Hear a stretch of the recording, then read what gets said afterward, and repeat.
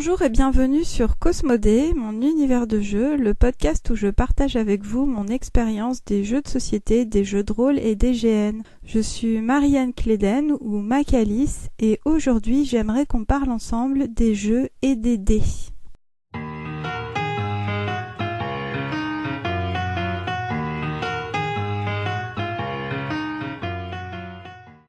Pourquoi on aime ou pas les jeux de dés ?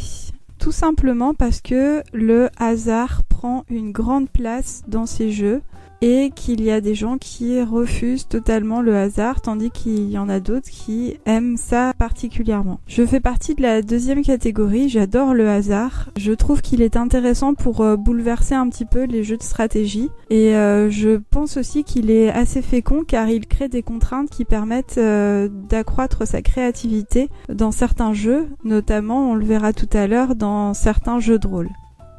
Je vais commencer par aborder les jeux de société, en commençant par les jeux où il y a le plus de hasard selon moi. Alors, un des premiers jeux auxquels j'ai été initiée et auxquels j'ai joué pendant des années et des années autour de la table de ma grand-mère, si vous voulez tout savoir, c'est le Yams. C'est un jeu en fait où on lance 5 dés et il faut essayer de maîtriser le hasard des dés en remplissant un tableau de figures. Donc par exemple, si on fait des brelans, des carrés, on remplit aussi la somme des 1, la somme des 2, la somme des 3. On gagne des bonus en fonction des scores qu'on a fait. Donc il faut essayer de doser un petit peu l'aléatoire des dés. Un autre jeu qui est un petit peu dans cette veine-là et auquel je joue avec ma petite fille maintenant que c'est moi qui ai repris le flambeau pour initier les gens aux jeux de société, c'est le Quicks. Donc dans le Quicks, on a plusieurs tableaux à remplir en fonction des résultats des dés et il y a un système avec des dés blancs et des dés de couleur. Le Yams et le Quick, ce sont des jeux de dés simples où il y a très peu de prise de risque et de stratégie. Mais il y a quand même quelques petits calculs à faire pour essayer de gagner. Autre petit jeu de dés assez simple mais très rigolo, enfin ça fait partie de mes jeux préférés en fait pour tout vous dire. C'est Zombie Dice. Où il faut bien doser le hasard. Dans Zombie Dice, on est des zombies et on lance les dés à chaque tour. Il y a 3 phases possibles, soit un cerveau, ce qui nous permet de manger à notre faim, soit des petits pas qui symbolisent la fuite de notre proie, soit un coup de fusil qui symbolise qu'on s'en prend un dans le buffet et qu'il vaut mieux peut-être arrêter de lancer les dés puisqu'au bout de 3 coups de fusil, on termine son tour sans marquer de points. Il y a 3 couleurs de dés, vert, orange et rouge. Donc avec les dés verts, c'est facile d'obtenir un cerveau, alors qu'avec les dés rouges, c'est de plus en plus difficile. Donc encore une fois, comme je vous le disais au début, il faut essayer de doser ses risques, doser la difficulté du jeu. Autre petit jeu de dés assez simple mais très rigolo, surtout à jouer en famille avec des plus jeunes, c'est Wasabi. Donc dans Wasabi on a beaucoup de hasard, on a aussi 3 phases pour les dés. Le but du jeu c'est de se débarrasser de tous ces dés. Pour ce faire, soit on peut donner un dé à un adversaire, soit piocher une carte, soit utiliser ces wasabi qui permettent d'acheter les différents effets des cartes. Donc dans ce jeu, le hasard est tempéré justement par les cartes qu'on peut acheter avec ces wasabi. Un jeu un petit peu plus complexe qui utilise complètement le hasard et dont l'issue dépend selon moi de beaucoup de hasard, c'est Pandémie le remède, un jeu dérivé du célèbre jeu Pandémie. Donc c'est un jeu coopératif où on doit se débarrasser de 4 souches de maladies avec différents rôles qui permettent d'ailleurs de compenser un petit peu le hasard des dés puisque chaque rôle a son set de dés dédié avec des effets plus ou moins puissants. Mais en fait, comme tout repose sur le lancer des dés, la victoire est assez aléatoire et c'est parfois très difficile de gagner dans ce jeu. Et à l'inverse, ça peut être aussi très facile de gagner dans ce jeu.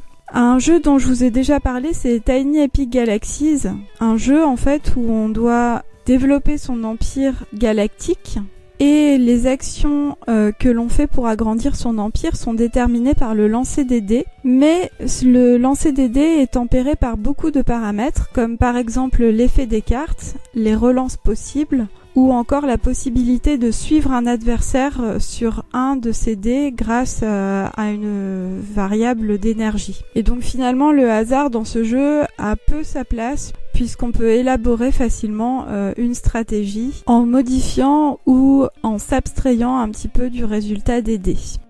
Dernier jeu dont je voulais parler ici, c'est Dice Forge. Donc là, c'est un jeu où on customise carrément ces dés qui ont des faces amovibles et en fonction des résultats des dés, on obtient des ressources qui permettent de payer des monstres qui apportent des effets positifs ou des points de victoire. Pour moi, Dice Forge, c'est le jeu ultime de dés où en fait le hasard devient carrément une stratégie. Je vais passer maintenant au jeu de rôle et aux dés. Donc dans les jeux de rôle, les dés sont importants puisqu'ils sont souvent à la base de toute action du jeu. Même s'il faut quand même le dire ici, certains jeux ou certains maîtres du jeu préfèrent se passer complètement des dés et fonctionner d'une autre manière pour raconter l'histoire. Dans beaucoup de jeux traditionnels, les dés résolvent l'action. Par exemple, dans Warhammer, on lance un dé de 100 pour déterminer si l'action est réussie ou pas. Si on fait moins que sa caractéristique qui est notée donc sur 100, on réussit le jet. Dans Donjons et Dragons 5, c'est un dé de 20 comparé à la difficulté de l'action qui permet de la résoudre. Dans All Earth Expedition, pour citer un troisième exemple, on lance des poignées de dés et seuls les dés pairs en fait sont des réussites qu'on compare donc pareil à la difficulté de l'action. C'est un système qui s'appelle Ubiquity, qui est un peu lourd à jouer je trouve, mais il y a des fans du genre. Ensuite il y a des jeux comme les jeux PBTA ou Powered by the Apocalypse. On les appelle comme ça en fait parce qu'ils sont tous les petits frères d'un jeu qui s'appelle Apocalypse World où le système initial de jeu a été mis en place. Donc les PBTA, ce sont des jeux où les dés ne résolvent pas l'action mais la font rebondir. Sur un succès total, le joueur a plusieurs options. Sur un succès partiel, il a une option et souvent une complication. Et sur un échec, il a une grosse complication à venir. Donc c'est un genre de jeu vraiment très intéressant à jouer. D'autant plus que les joueurs et le maître de cérémonie, comme on l'appelle, construisent l'univers ensemble. Et j'avoue que je suis très très fan de ces jeux que je découvre en ce moment et auxquels je joue sans compter les heures. Il y a aussi des jeux alternatifs de rôle où les dés interviennent. Je pense à un jeu que j'ai testé très très récemment qui s'appelle Fiasco. C'est un jeu où on incarne des losers pour qui tout va mal finir dans différents univers. Donc moi j'ai joué dans un univers zombie. En fait, on définit le décor et les relations entre les personnages grâce aux dés qu'on lance au début du jeu. Et en cours de jeu, il y a un système de distribution de dés qui détermine l'issue de l'histoire. Donc comme je vous ai dit au début, l'issue de l'histoire elle est souvent très négative. Autre jeu où les dés sont utilisés d'une manière un petit peu différente, c'est Prosopopée. En fonction en fait de la façon dont les joueurs vont raconter l'histoire, on leur offre des dés d'offrande qui vont servir ensuite à résoudre ou pas les problèmes qui ont été soulevés dans le jeu. J'ai pas joué la version officielle dans laquelle on joue des dieux qui essayent de repeindre le monde, mais j'ai joué un hack avec des sorcières qui essayaient de résoudre des problèmes. Maintenant je vais parler très rapidement des GN, puisque en fait d'après mon expérience les dés sont très peu utilisés en GN. Personnellement j'ai écrit un GN qui s'appelle Les plus beaux rôles de ma vie. Et dans ce GN, on incarne des archétypes de GNistes qui se retrouvent de GN en GN. Et en fait, pour lancer les scènes, on utilise des dés narratifs. Alors, qu'est-ce que c'est que des dés narratifs ? C'est des dés avec des petits dessins sur les faces qui permettent de raconter des histoires. Il y a plusieurs thèmes qui existent, comme le thème dinosaure, le thème fantasy, le thème voyage, par exemple. Donc c'est un autre type de dé qui permet un autre type de jeu en fait et qui peut aussi être intéressant si on aime raconter des histoires. Voilà ce que j'avais à dire sur le sujet des dés et du jeu. J'espère que cet épisode vous a plu. Moi je me suis beaucoup amusée à l'écrire puisque comme je vous ai dit les dés c'est quelque chose que j'apprécie beaucoup dans les jeux. Et d'ailleurs ça fait partie du nom de mon podcast donc c'est pas totalement un hasard. Si vous voulez partager votre expérience ou commenter ce podcast, vous pouvez aller sur mon blog, sur mon site même, cosmodepodcast.com.